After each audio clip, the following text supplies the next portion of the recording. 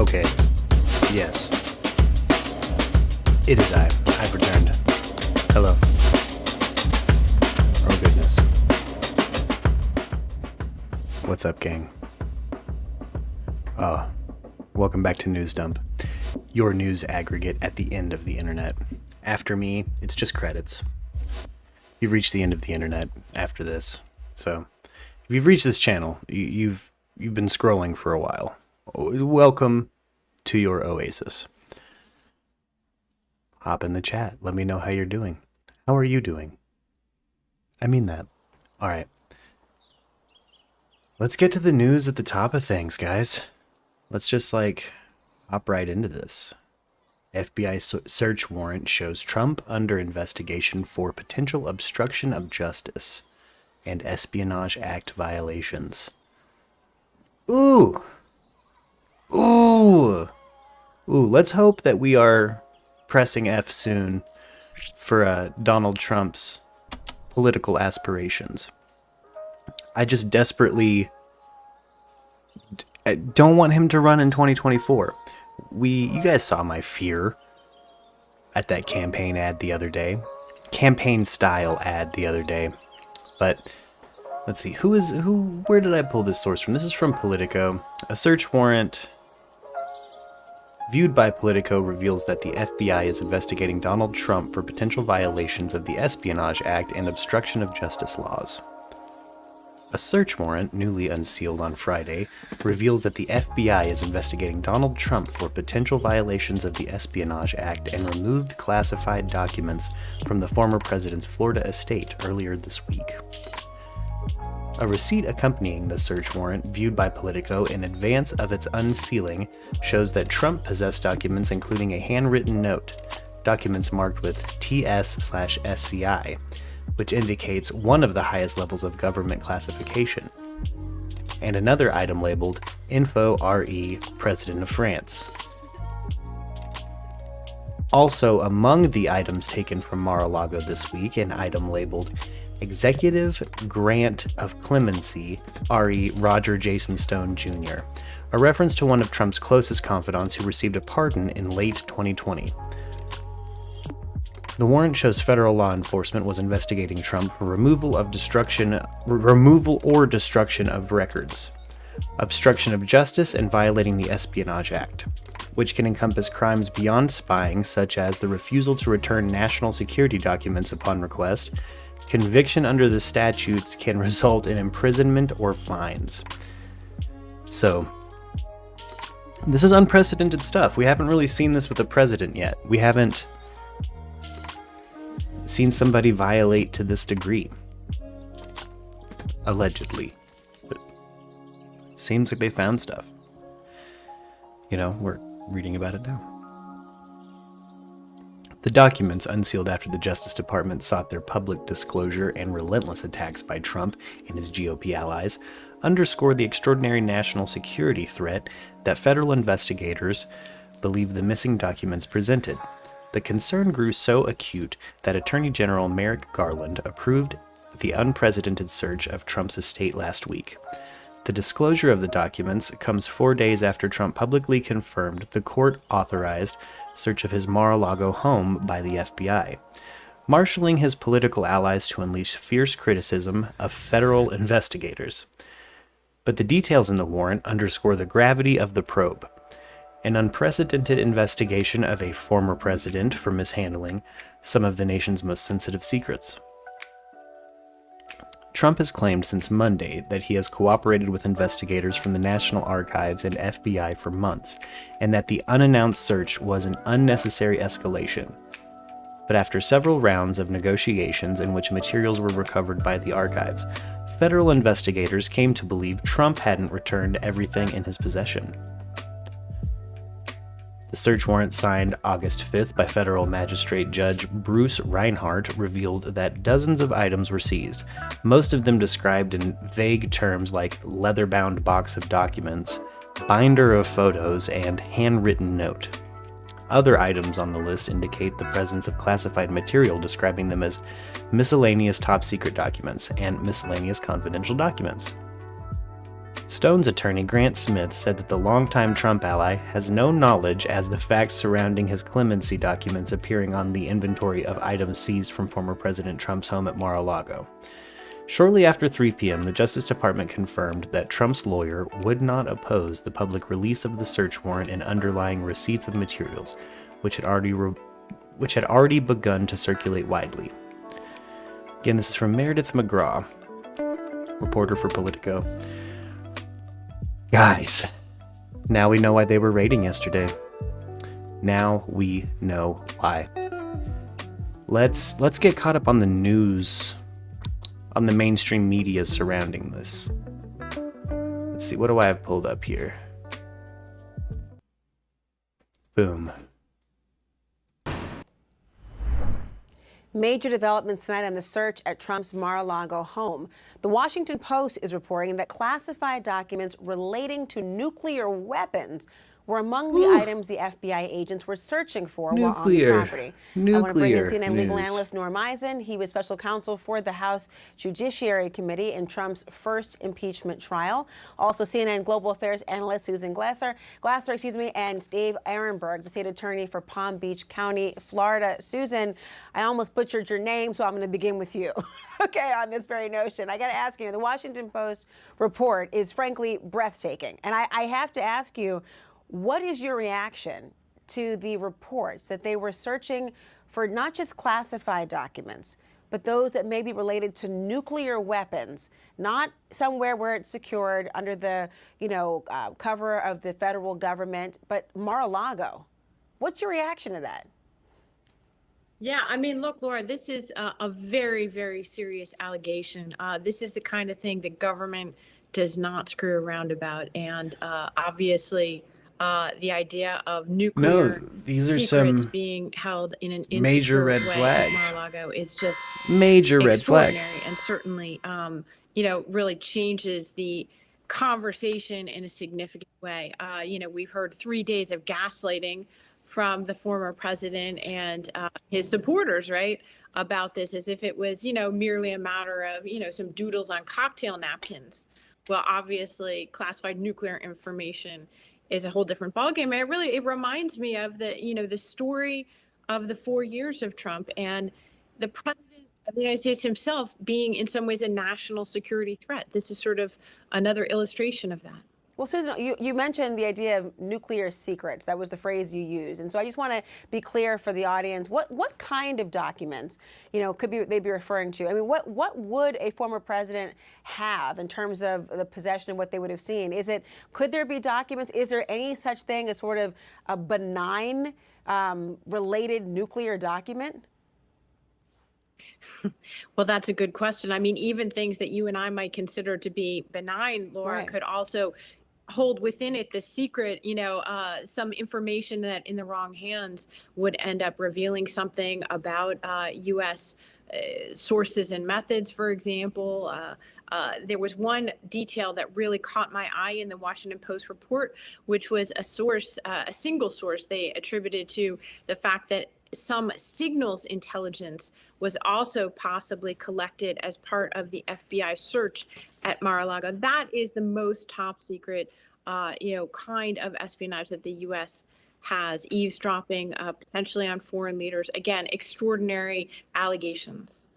It is extraordinary if that's in fact what happened. Norm, I mean, if this is what we're talking about, if this is the type of documents they were trying to retrieve and that they were somehow trying to and had to be in a position to try to negotiate with to get back, I mean, could this explain why authorities seem so secure in not only getting a search warrant for a former president, but knowing the political risk was enormous? I mean, this is really one of those cost-benefit analysis.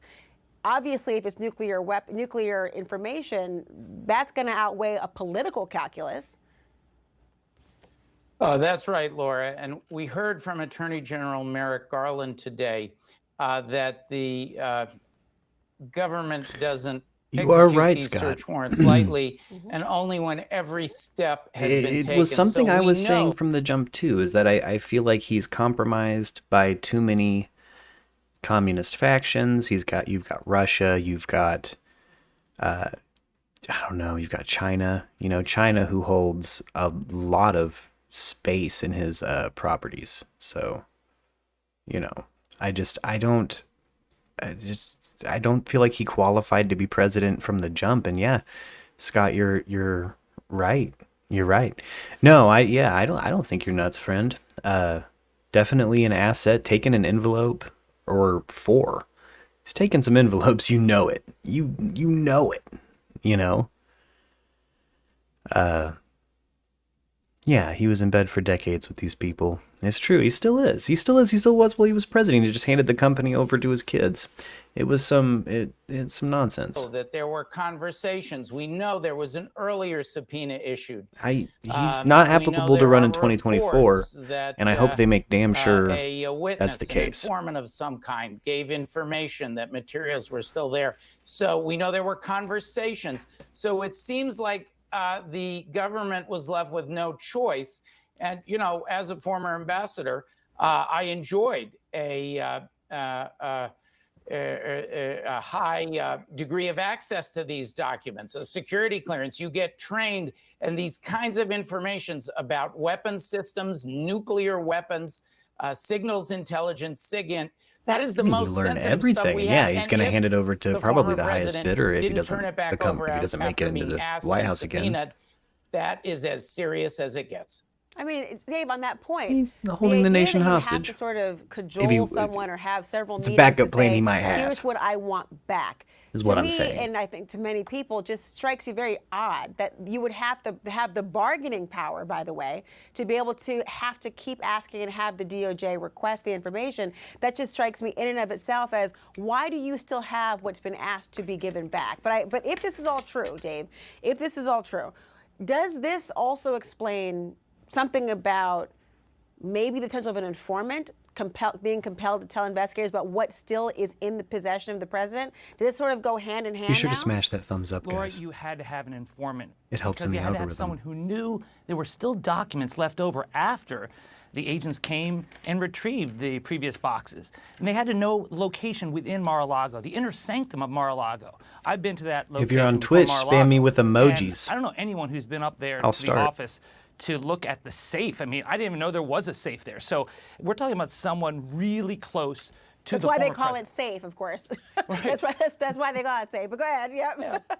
But you know, sometimes you have the safe that's out there in the public in an office or something. But this one, like, and that's why you had to have something that's as vital as a national security secret, possibly nuclear information, because they're not going to do all this for love letters from Kim Jong-un. And so whoever exposed this is someone inside Trump's inner circle, and that's got to be really bothering It's the a former president. conspiracy. He It's demands Trump's complete inner loyalty, even though his circle. loyalty is a one-way street. And I also wonder, I mean, It is this a certainly matter isn't of the whoever National Q Archives sort of is. dotting every I and crossing every T and seeing in some sort of an inventory whether there is something that is not lining up in some way in what you said as Oh, well. Scott, But you think he's Susan, going to I escape just to wonder, Russia? I mean, the idea of the security. I'll remember you I don't gambled know the that. average person, myself That's included, interesting. that we know essentially where these sorts of documents Anything could are happen kept. at this What does point. it We are mean in to have them uncharted safely waters, secured? politically There's speaking. reporting about the So- phone call made down to Mar-a-Lago. Hey, you got to further secure whatever area you're talking about. could be What does anything. this look like? The general security apparatus. If you have these documents, are they required to be kept and maintained in a particular way, and clearances the only way to access? That's the theory?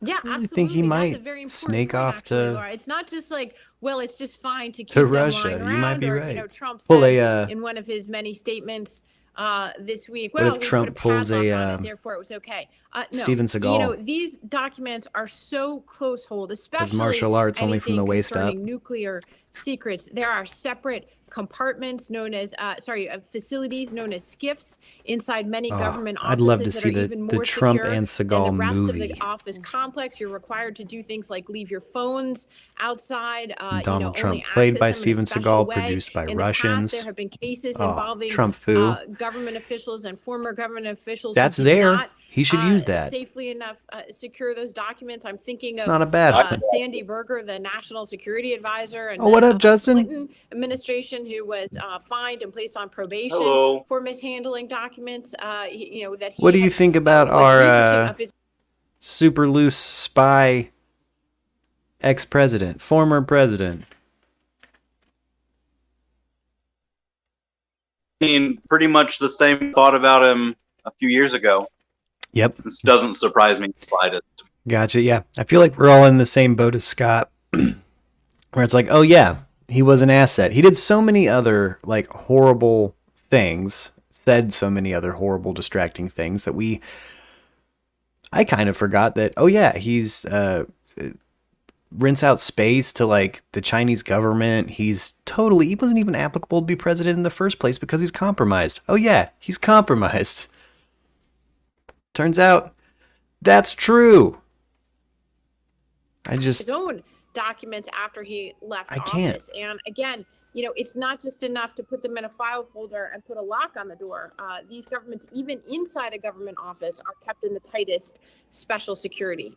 Norm, I mean, it strikes me as so funny. You and I were having a similar conversation about the idea of this not being, there have been the prosecution, there has been the enforcement of laws like this. It's been enhanced, by the way, under the Trump administration with respect to classified documents more broadly. But I want everyone to hear this because I want to play this clip from Merrick Garland, the Attorney General, from earlier today. Here's what he had to say.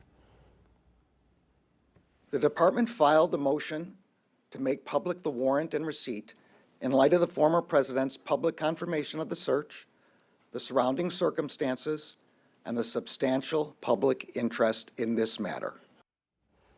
Okay, so if these documents are released, and we'll know more about this tomorrow after 3 p.m., what could they reveal? How much detail are we talking about? Will we know all there is to know, the affidavit in support? Will we have everything the judge had to make the decision? No. You'll get the search warrant. You'll get the attachments to the search warrant, which probably will tell you which laws the government believes were shown to have been violated to the probable cause standard. And you'll get an inventory. But we know, because classified is involved, that on that inventory document, which is also provided in this case to the former president's lawyers when you have the execution of a search warrant, we know there'll be some redactions. You won't get the mother lode of information, which is in the affidavit and the other supporting documents. The Justice Department is not seeking to unseal that. That probably also has classified information, and it identifies possibly that informant who they want to protect. So that you will not get. That's a really important point, because if you think about that, and thank you all for being here, because if you're looking for any just run off with all the next line folders, of defense files that you political can, talking points that might come up. just do business out of your office at home and just never return the paperwork. We can anticipate it, because if you no longer have the idea of there's no transparency on your side, what will be the next thing you say? Susan, Norm, Dave, thank you so much. I hope he does something that disqualifies him from running, because I don't want him running. All right. Let's see. 11 sets of classified. Let's bring in senior investigative reporter. What was that? If you're just convicted of a felony or charged with a felony, but you're not found guilty, you cannot legally own a gun. If you are just charged with conspiracy, regardless of conviction, you probably shouldn't be allowed to be president. Yeah. If you can't own a gun, you shouldn't be president. Yeah, that's a fair point. If you can't pass a basic background check, dude, for real. Dude's got such a shady legal history. He didn't qualify. He towed the line of qualifying to be president anyway. Guys. Oh, yes. Hold on. I have the next story we're going to hop into. Okay. So it's the suspect in that FBI standoff. The dude that just busted into an FBI field office in Oregon. Okay. That guy might have been fueled by crazy far-right conspiracy theories. So again, what are we on? Exhibit Z12 of this is how you look if you're a far-right conspiracy theorist, like, the amount of you I bounce out of here is alarming. Let's check this out. Let's just again, you seem this loco if you subscribe to some of these far-right conspiracy theories. Aaron Katursky, along with ABC News contributor and You former need FBI help. agent Brad Garrett and attorney Jeffrey Robbins for more on this. Brad, how concerned are you that there could be copycat attacks on FBI agents or offices after this standoff, but particularly with the Justice Department now poised to release the Mar-a-Lago search warrant? I'm really concerned. If you look at this shooting yesterday, it's a great example of a desperate person, a poor plan, goes into a highly secure area against probably hundreds of agents, some heavily armed, and then flees. So really, it doesn't really take planning. So are there people out there similar to this guy? The answer is, of course, and they're looking for some justification to launch an attack, in this case against FBI agents. So if I were still active, I'd be very concerned and aware as I moved around. Now, Aaron, Republicans want to know how the FBI got the information that led to the search warrant, suggesting that there may have even been an informant close to former President Trump. What do we know about that? Exactly.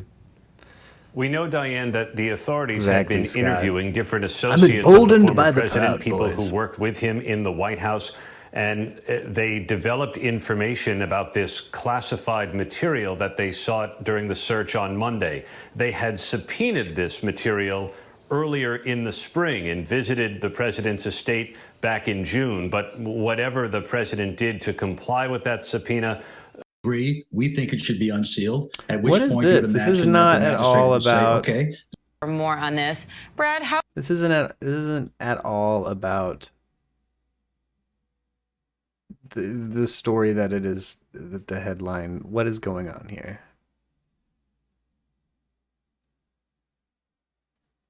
That just hopped right into the story we were talking about. Well, I mean, that is the news today. That is the big shebang. That's fine. That's fine. Okay. Guys, how are you doing? Did you check out my the clip of my new song? It's a condensed version of a song. It's gonna be a lot longer than that, guys. But yo, what is happening here? Where's my pillar link?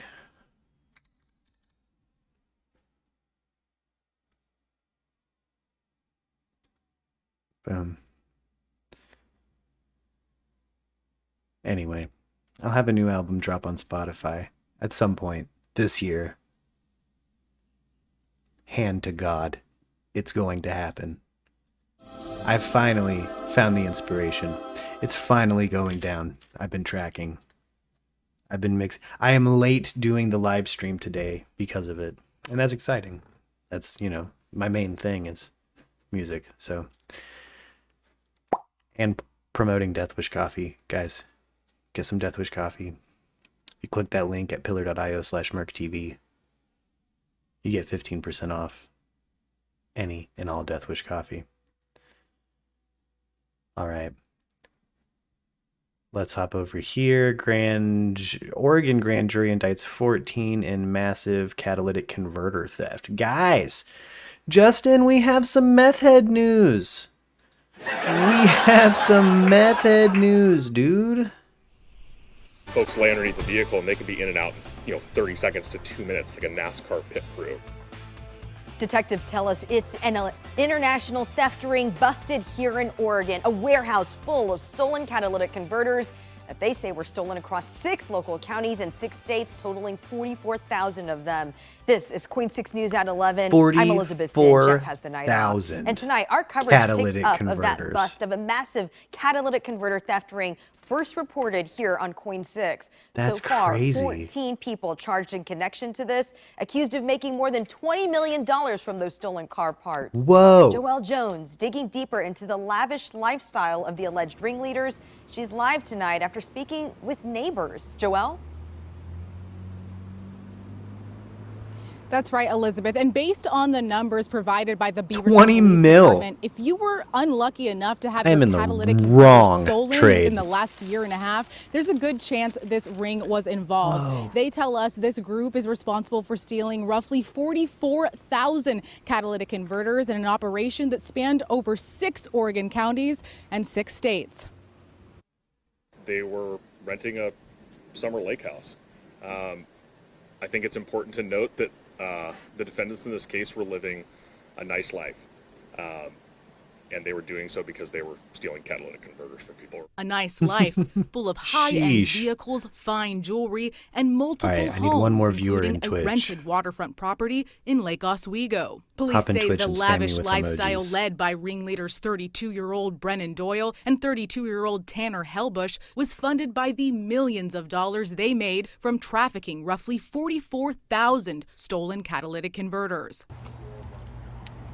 But after a year-long investigation, that's so many that all catalytic came crashing converters. down when Just have Beaverton every police tweaker searched 8 in the West properties Coast. allegedly connected to the ring. A friend and of mine seized had more his than stolen a month 3,000 ago. catalytic converters, hundreds of thousands of dollars There's in a cash, GoFundMe, he got a along with new one. several of the high-priced items. As 5 of the 14 people accused of participating in the theft ring appeared in Washington County Court today, District Attorney Kevin Barton had this to say about the impact of their alleged crimes. Quality of life crimes have a direct impact on the livability in our community. They often disproportionately and negatively impact the financially vulnerable and the historically marginalized as they strain resources of both small businesses and families alike. A sentiment echoed by neighbors who live next door to Doyle's rented Lake Oswego home. Crime is going to happen wherever you go. The fact, though, that it was so close and the fact that they actually took food out of people's mouths by the stuff that they were doing, that's the irritating part to me that bothers me. And it's not surprising because we get the little Ring doorbell announcements that catalytic converters are being stolen. So it's interesting that it was so close to home. Since police confirmed the suspects have been released, we knocked on the door of that Lake Oswego property to talk with Doyle. And while we could hear people inside, no one answered. We asked neighbor Jason Frankel how he felt knowing the alleged ringleader was back next door. And while he says he has faith in the justice system, he tells us, taking advantage of people like that, they'll get what they earned. Now, during today's press conference, Coin6 asked police what is to become of the money and all of these cash and high-priced items. And while they said they don't fully know yet, they are working on a plan with the Department of Justice to make sure a large portion of that money is Walter invested White back of catalytic in the community. converters. Reporting live in downtown Portland, I'm Joelle Jones, Coin6 News. Joelle, thank you. It's just insane. That's crazy. I wonder if my homie's catalytic converter ended up in this like strange underworld catalytic converter bust. That's just insane. All right. Apparently, Facebook is responsible for a mother and daughter being charged over an abortion. Anybody heard about this story? It's the next story I have up. Let's check this out. How Facebook turned over a mom and her teenage daughter's chats to police in Nebraska. Court documents show police served Facebook a warrant as part of an investigation into an alleged illegal abortion. The probe started back in April before the Supreme Court overturned Roe v. Wade. It's a situation that abortion rights advocates have really been warning about for some time. Prosecutors say Jessica Burgess gave her then 17-year-old daughter abortion pills and then helped her bury and rebury the fetus. They were both charged last month and pleaded not guilty. Under Nebraska law, an abortion is illegal 20 weeks after an egg is fertilized. Burgess's daughter was about 23 weeks pregnant at the time that she took the pills, that according to an affidavit. A lawyer for the two women did not respond to a request for comment. Kevin Collier has been reporting on this. Kevin, Facebook was served with a warrant in June for access to the mother and the daughter's digital information. And in fact, wasn't it like private messages? What exactly did they get access to? they got a significant glimpse into their digital lives. The warrant covered 6 smartphones, 7 laptops, and crucially, their Facebook accounts, which included chats between the two, where they allegedly discussed their plan for the mother to acquire pills for medical abortion for the daughter and then instructing her when and how to take. And this situation is one of the few known instances of Facebook turning over information to help authorities pursue an abortion case. You've talked to experts who say they fear we could be seeing more of this, though, right? Yes. In fact, this is precisely the scenario that experts have been warning about. Not that it's impossible, but it doesn't really fit the MO of law enforcement in general when they see cases like this to, say, try to get a period tracker to see everyone who's been pregnant in a region. Instead, they, in the past, and like in this case, they're much more likely to wait till they get a tip that someone had an illegal abortion and then use that subpoena power to gather digital evidence of Time to criminal get intent. off of social media. Nobody chat, no family took period steps to tracker apps, no messengers like that. So if we're expecting to see more of this, can Facebook change its practices? Is there any talk to way your people that in it person. could protect users in these situations if it chose to? Yes and yes. Most experts agree that, maybe some people can quit Facebook, but it's not really realistic to disconnect entirely from having a digital life.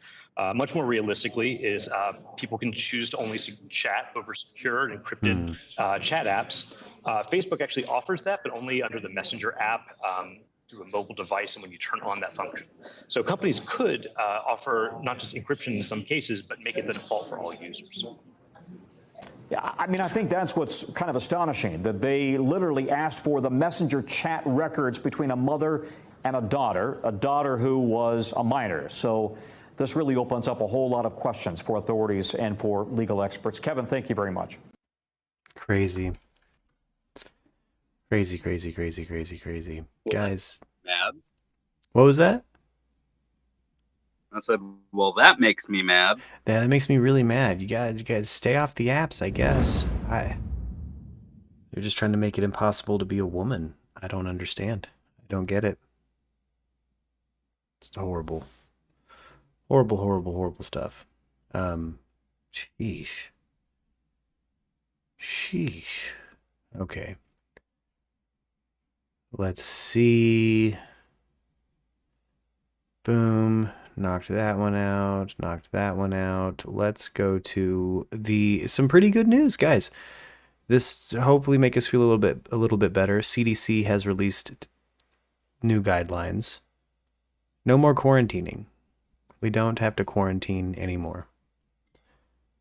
It's updated COVID-19 guidance. If you've been exposed to the virus, you no longer need to quarantine regardless of your vaccination status. You also don't need to stay at least 6 feet away from others. Now, for schools, this new guidance ends the so-called test to stay recommendation, where students who have been exposed test negative regularly in order to remain in class. The CDC says high vaccination rates and the sheer number of people who've already gotten COVID are really the reason for this change. Let's bring in our medical expert, Dr. David Winter from Baylor Scott & White Health. Dr. Winter, it is good to see you. Okay, so let's talk about this. What was that? Natural immunity after catching it only lasts like 6 months at most. Oh, dang. Okay. Rough. You just keep catching it every 6 months. There are people that have caught it multiple times. I know people who have caught it 3 or 4 times. Yeah, people who are catching it like crazy. So, damn, get your vaccine, guys. New guidance, and I do want to be clear. They're talking here about exposure, not testing positive for COVID. That's true. They actually point out the fact that they're relaxing some of the recommendations because of, as you mentioned, higher immunity in this country. A lot of folks have had vaccines, a lot of folks have had COVID before, and that helps.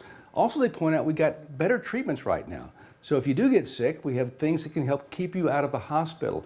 So I think it's a good idea. Now, they also emphasize the fact that these relaxed standards occur if you're not in a high-risk area and if you are healthy. If you have underlying medical conditions or some immunological problems, then no, that doesn't apply to you right now. So it's nice to see this, but it'll still have individual judgments for all of us as we get back to, quote, a new normal. Yeah, and I think that's a really important distinction to make, Dr. Winter. So the CDC emphasized good treatment options. What exactly are they referring to? Because we've heard about a lot of different options. And there are a lot out there. There's 2 different pills that are out right now that work pretty darn well if you start them early. You've heard a lot about Paxlovid. There's another monoclonal antibody pill that's out. There's also some antiviral infusions that work well. Now, you have to go to an infusion center or urgent care center to get those, but those work also. So we have some other options right now. Unfortunately, this particular variant, it's highly contagious. We keep talking about that, but we're not seeing the deaths we had early on. So if you're healthy, you can get out a little bit more now. It seems there are good treatment options. Yes, this darn immune evasive thing we got lingering around. Okay, yesterday it was mentioned that COVID is here to stay. I mean, I think we all sort of knew that. It's not just going to disappear once it's here. That's how it works, right?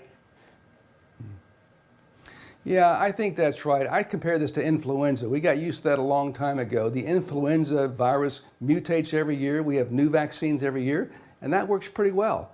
I think it'll be the same also with COVID. I want to switch gears, Dr. Winter, and talk about monkeypox because we're still hearing a lot about cases rising. Is that the case here in Texas and across the country? What are we seeing? Yes, indeed, Sonia. We talked last week, there were about 6,000 cases of monkeypox in this country. It's up to almost 10,000 this week. Last week, we said that 25% of all the cases of monkeypox in the world were here in this country. It's up to 30%.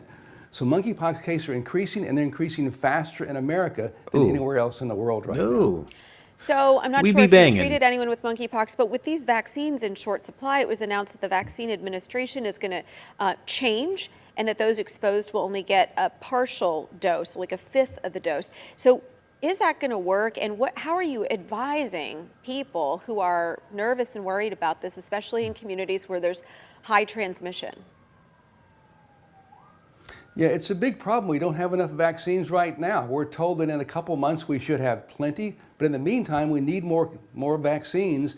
And so what they're doing is they're giving 1/5 of the dose in a different technique where they inject it right under the skin as opposed to in the muscle. And with other vaccines, that does seem to work. You have some kind of higher immune response under the skin rather than the muscle, so it just might work, and it may be our only option right now because there are just not enough vaccines out there. Dr. Winter, as people are struggling with monkeypox, I mean, this is, I've heard, incredibly painful. What can you offer for people who are in isolation, they're struggling with this pain, and it's like days and weeks of the same for them? Yeah, you're right. It can last up to 2 to 3 weeks, and it can be very, very painful. Fortunately, let me emphasize, the death rate is extremely low. Prior pandemics, it could be 5 or 10%. We're not seeing that now. This is like less than 1%. In the meantime, it can be very uncomfortable. So some people just need plain pain medications, anti-inflammatory medications, Advil, Aleve, Tylenol. Those seem to work well. Soothing lotions on the skin lesions, the blisters that come out, that can help some. If you get it, you want to talk to your doctor and first see if you can get a vaccine, or rather the antiviral medication, and then see if you can have some way you can treat these locally because they can be very, very painful. Okay. Dr. Winter, thanks for your time today. Appreciate it. Well, gotcha. No more quarantining, guys. An end to the quarantine. It's the end of an era. Only if you've made contact. If you're positive, you still have to. Oh, yeah, if you're positive. Yeah. But at least they're slowing things down. At least things are changing. At least it's changing. All right. Scott brought up this story earlier. Salman Rushdie is attacked in New York. His security just went out to lunch, apparently. Let's check this out. Salman Rushdie attacked in New York. Back here at the amphitheater, there were about 2,500 people waiting to hear Salman Rushdie speak. He had just walked onto the stage, was still being introduced less than a minute before the event began, after the event began, and a man rushed from this audience up onto the stage and started punching or stabbing. It wasn't quite clear, but there was clearly some sort of blood or red liquid going in many directions. A collective sigh of shock from the audience, many of whom are here to, contemplate the problems of the world. Has been a fatwa, an order for him to be killed on his life for many, many decades now. We're waiting to hear from authorities what his status is and what prompted this brazen, senseless, and very scary attack. I can tell you that the pounding that he took on that stage has reverberated amongst the people who were there in attendance, amongst this really quaint, community, and is now reverberating, unfortunately, throughout the country and throughout the world. Man, crazy. So who is that guy? Like, what does he do? Let's inform everybody. Hold on. Who is Salman Rushdie?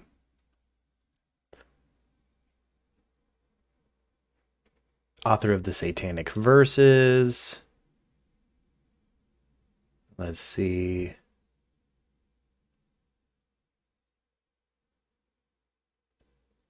It's from the face. He just caused a lot of heat. Has a lot of heat on himself. There's and I'm wondering if it was a stabbing. It sounds like there was a lot of blood. I mean, if he was beaten, why? I mean, yeah, you bleed when you get beaten, I guess, but like, blood to be flying around like that, I don't know.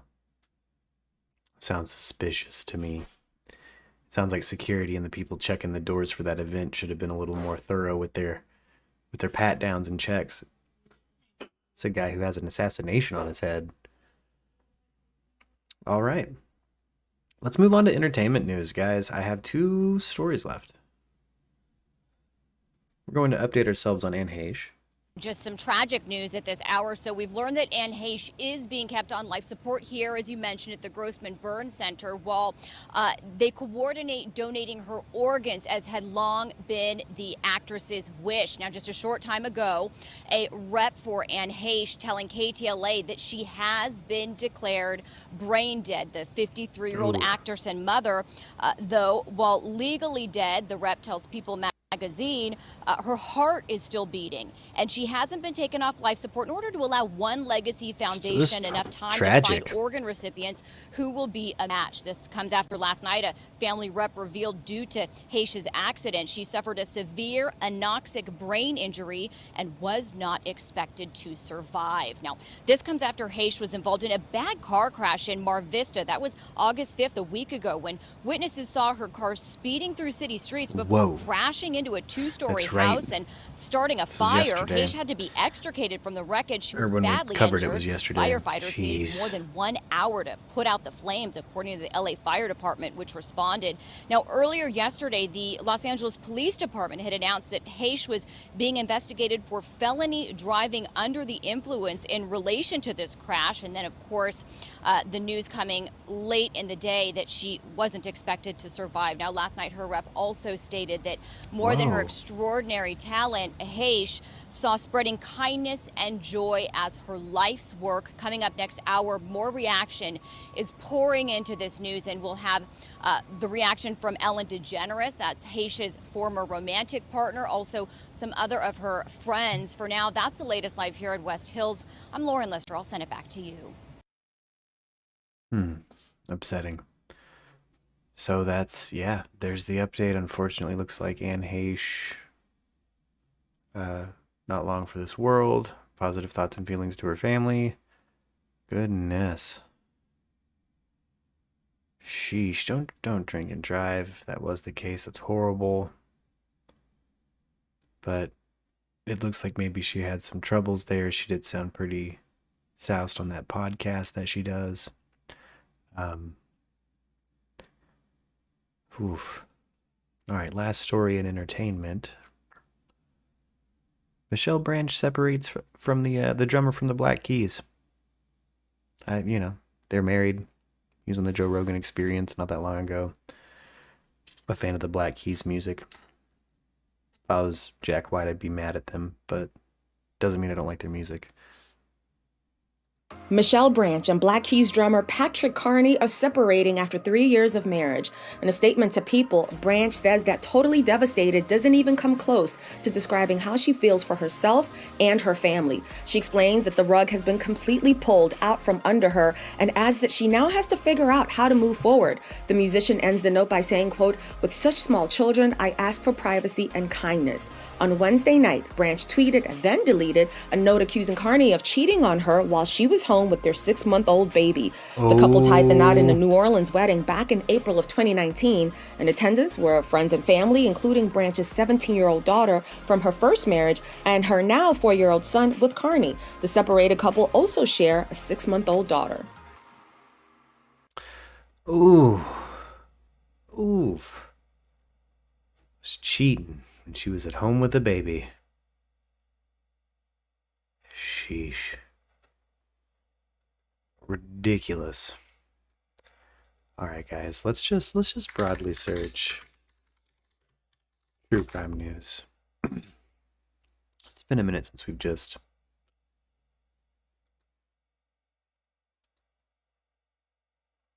done this. Let's see.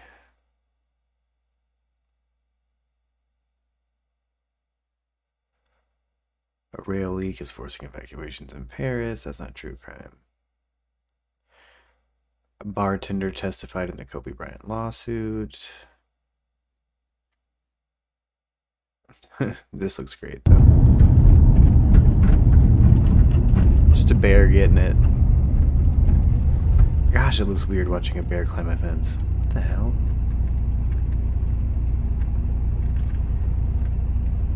Bruh. Bruh. Nope. Out of there. Hey. I give him a 10 for execution, though. He got out of there. Sheesh. Weird. Oh, there's a Reno couple missing. That's right. That's right. Kylie Rodney.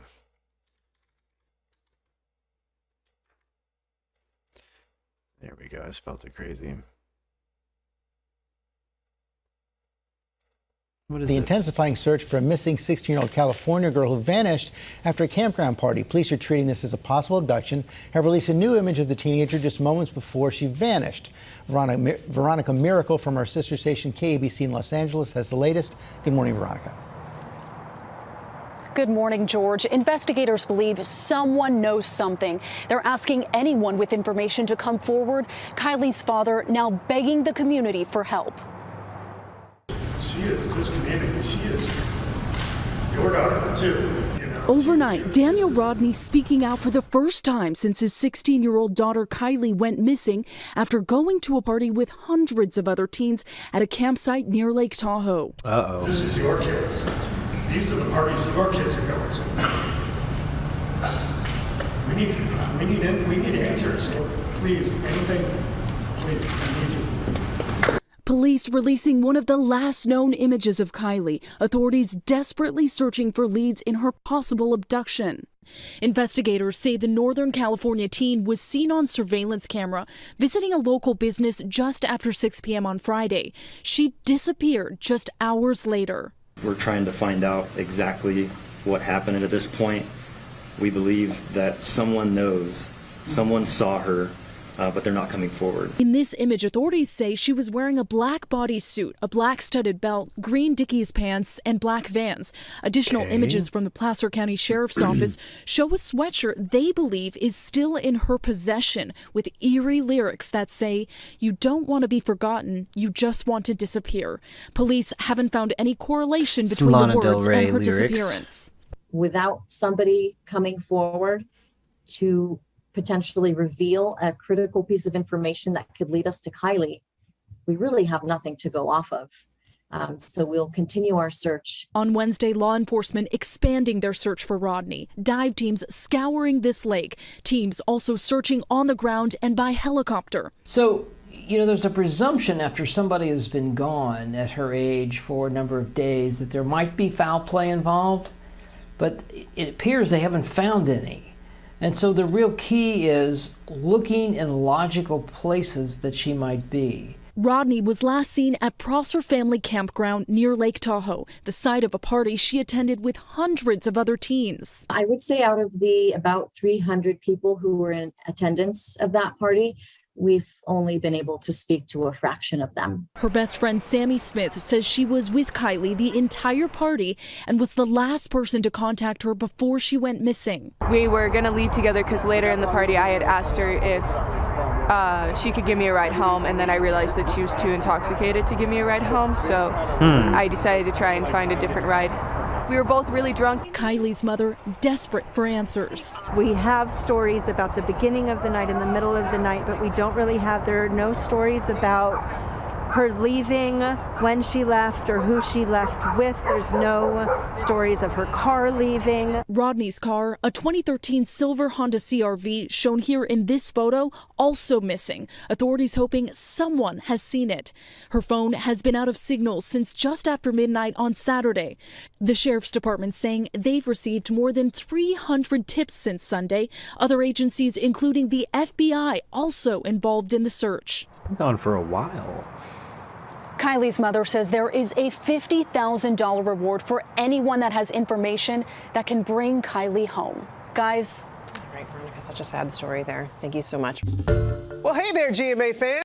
So, when we say like party where there's drugs and alcohol, are we talking Schwagstock level party? Are we talking could attract some serious gangbangers, drug dealers, or part-time human traffickers? Part of me wonders if she was trafficked from this festival. A little wild. I will have to, much like the Courtney Clinny case, I'm going to keep an eye on that one. Keep an eye on that one. Okay. That's all she wrote for today, guys. Justin, are you still with me? Yeah, I'm here. Heck yeah. Well, I'm going to go ahead and pop on out of here. I've got to get dinner figured out and go see a show / hang out with some people this evening. So, heck yeah. Gonna get out of here. Take it easy, brother, man. You too. And everybody out there in digital world, also take it easy and smash that thumbs up. And I'll see you Monday, potentially. You'll definitely see Merk Plays Monday. And then we have another episode of Merk Plays dropping tonight. So smash that notification bell, guys. A lot of new stuff dropping all the time. Okay. Ooh. The chillest of jams.